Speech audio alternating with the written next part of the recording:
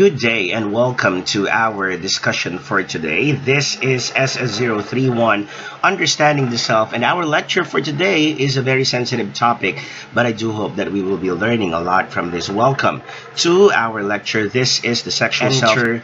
If you dare here, we will discuss sexuality from an academic and scientific perspective, relevant to our understanding of who we are, so we may know better how to take care and protect ourselves, even those we love.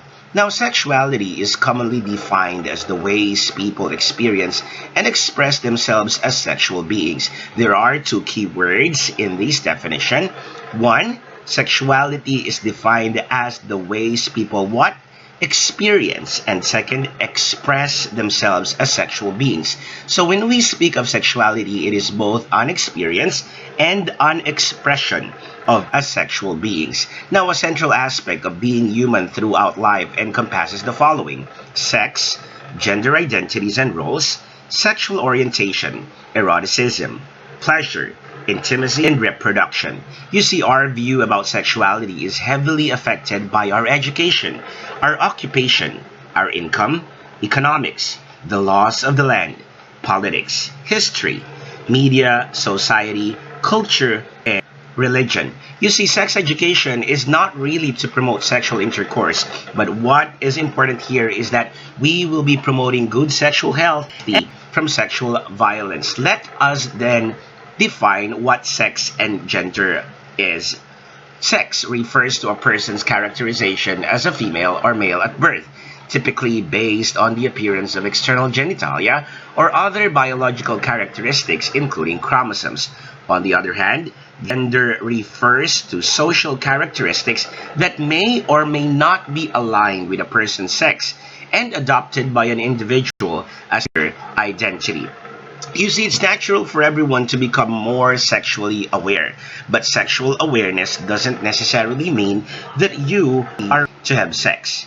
It all starts in puberty, where we are experiencing a lot of changes in our physical bodies. Now, puberty defined is one of those 1 to 3 year processes of hormonal and physical change that causes the young person to reach sexual maturity, where girls usually enters it about a year or two. Emotional region of the brain develops maturity ahead of the part controlling the rational thought.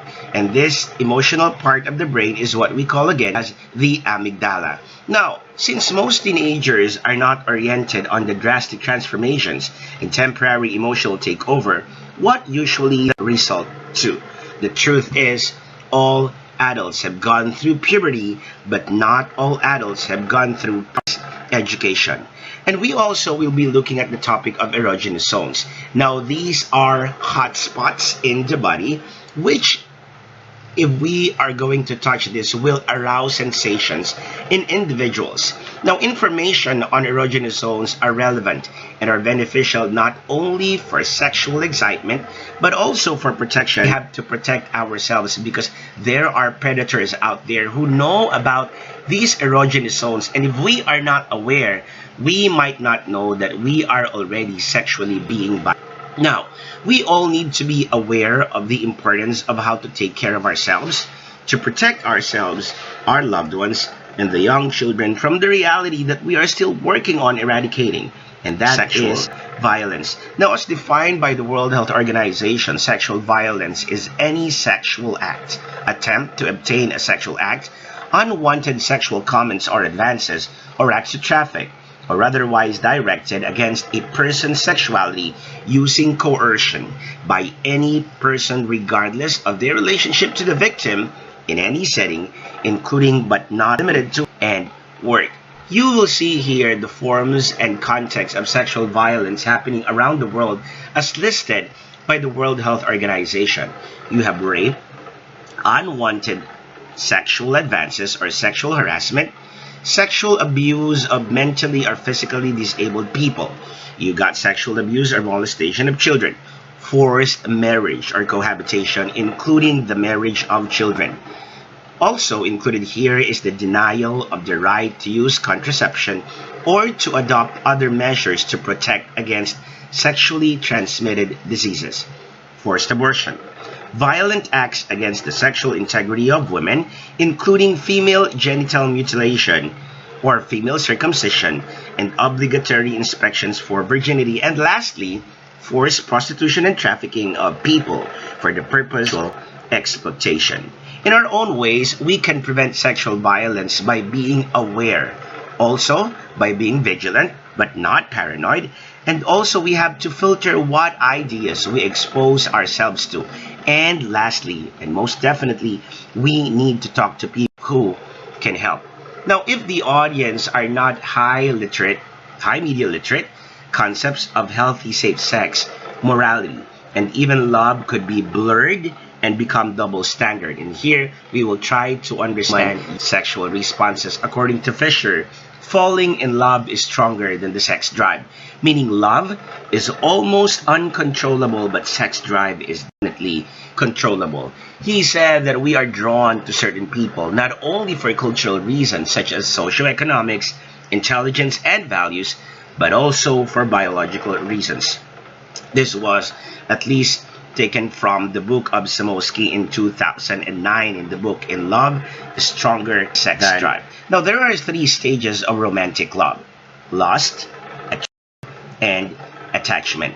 Now, to be able to maintain dopamine and oxytocin, couples need to keep trying something new together. Eat food, go to movies, have hobbies, they can travel. And they also have to spend time with each other and feel each other's warmth through gentle touch, holding of hands, hugging, and others. Now, according to Maslar in her TED Talk, the right time for a female to agree to have sex with her male partner is when he commits. And this commitment never happens on the first date. Neuroscience backs up the claim of most of our elders' advice for a better and long-lasting relationship. Now let's proceed with our discussion on the diversity of sexual orientation. You see, being able to respect diversity can help in effective, ethical, relational, and professional communication. We will define sexual orientation first. Now, sexual orientation refers to our sexual preferences towards males, females, or both.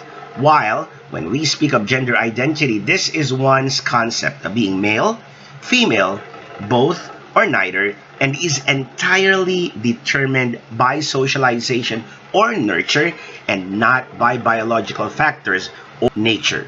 You see, in the acronym LGBT, which stands for lesbian, gay, bisexual, and transgender, L, G, and B pertain to sexual orientation. On the other hand, letter T in LGBT, which stands for transgender or gender non-conforming, pertains to identity. A transgender is different from a transsexual. A transsexual is one who transitions from one sex to another through undergoing several procedures. Sexual orientation, sexual behavior, and gender identity are independent concepts, and all of these could be fluid or changing. Of course, we also have to discuss the concept of risky sexual behaviors. And on your screen right now are possible risky sexual behaviors, which are the following. Number one, having more than one sexual partner is a risky sexual behavior. Number two, changing sexual partners frequently is also a risky sexual behavior. So weekly or monthly. Also, having oral, vaginal, or anal sexual contact without a condom is also considered a risky sexual behavior, and using unreliable methods of birth control or using birth control consistently. You know, there are a lot of cases of human immunovirus right now in our country. Now, the infographic that you are seeing on your screen right now is actually a very late report. But what we have to understand is that we really have to be very careful about risky sexual behavior so that we will not be victims. Now, in all of these, what we have to understand is that sex education, again, and let me emphasize that this is not to promote sexual intercourse, but number one, to promote good sexual health, and lastly, but definitely not to say that this is not important, because this is very important. We do sex education for our own safety, from our sexual violence, but not only ours, but those whom we love. And that wraps up our discussion on self. Enter if you dare.